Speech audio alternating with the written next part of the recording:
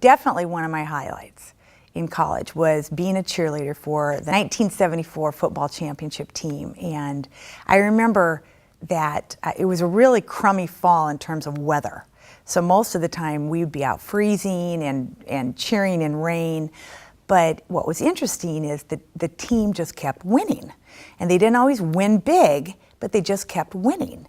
And the next thing you know, we have one more game to win, and if we win that, we're going to Alabama for the Stag Bowl. And it was a close game, and again, it was cold and rainy, and we won it. I think it was on a blocked punt even.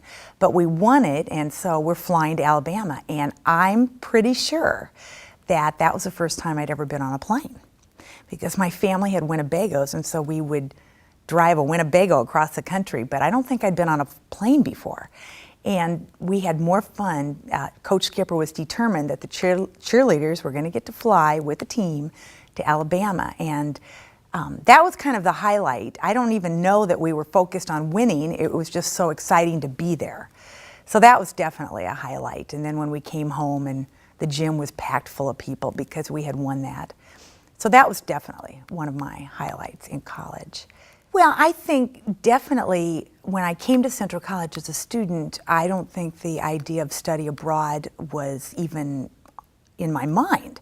But what was interesting is my freshman year, I had a roommate from Maryland, but then I also had a roommate from Montezuma, Iowa. And she knew of the program because she had a friend who was already going to Central. So she went to Yucatan her freshman year. And when she went to Yucatan, I had studied Spanish in high school. I thought, well, I want to go to Yucatan. So I went to Yucatan spring my sophomore year.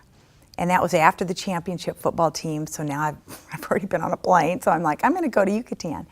And Yucatan changed my life. You know, when I came back as a professor, one of the things I wanted to do was teach in Yucatan. That was one of my goals. And then in 2010, I ended up publishing a book with Georgianne Huck out of a photography exhibit and interviews that we started in 1998. So, you know, and I've been down there numerous times, both for the research for the book and just to visit friends, visit the area. It really changed my life. And so for me, when I think back about Central, it was, you know, being a cheerleader, being on the, and when we were cheerleaders then, you were cheerleaders for football and basketball. So you'd be cheering the whole year, and then in the spring I played softball.